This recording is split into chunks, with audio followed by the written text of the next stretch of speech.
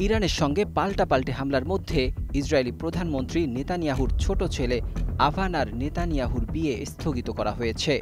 আগামীকাল সোমবার দীর্ঘদিনের সঙ্গী অমিত ইয়ারদেনির সঙ্গে তার বিয়ে অনুষ্ঠিত হওয়ার কথা ছিল।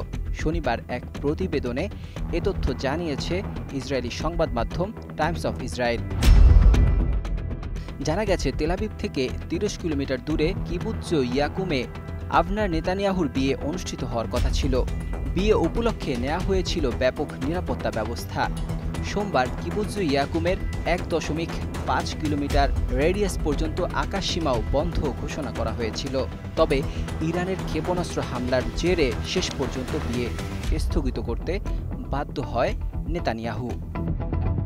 এদিকে নেতানিয়াহু পরিবারের এই বিয়ে আয়োজন নিয়ে ইসরায়েলে আগেই সমালোচনা শুরু হয়েছিল। ইরানের সাথে সংঘাত শুরুর আগে বিরোধী রাজনৈতিক নেতারা অভিযোগ করেছিলেন, গাজায় হামাসের হাতে বহু ইসরায়েলি জিম্মি অবস্থায় থাকলেও প্রধানমন্ত্রী পরিবার বিয়ে উদযাপন নিয়ে ব্যস্ত।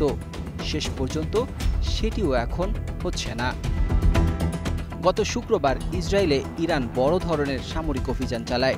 হামলার লক্ষ্য ছিল ইরানের পারমাণবিক স্থাপনা, সামরিক ঘাঁটি, ক্ষেপণাস্ত্র কেন্দ্র ও শীর্ষ নিরাপত্তা কর্মকর্তারা। পাল্টা জবাবে ইরানও ব্যাপক হামলা শুরু করে। রবিবার ইরানের হামলায় আক্রান্ত আবাসিক এলাকা পরিদর্শন করেছেন দখলদার ইসরায়েলের প্রধানমন্ত্রী বেনিয়ামিন নেতানিয়াহু।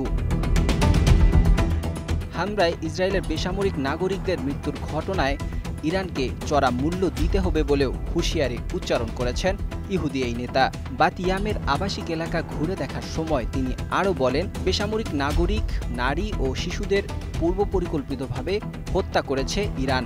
এ সময় ক্ষেপণাস্ত্র হামলার ভয়াবহতা দেখে ইরানকে ইসরায়েলের অস্তিত্বের জন্য হুমকি বলেও মন্তব্য করেন দখলদার ইসরায়েলের প্রধানমন্ত্রী নেতানিয়াহু।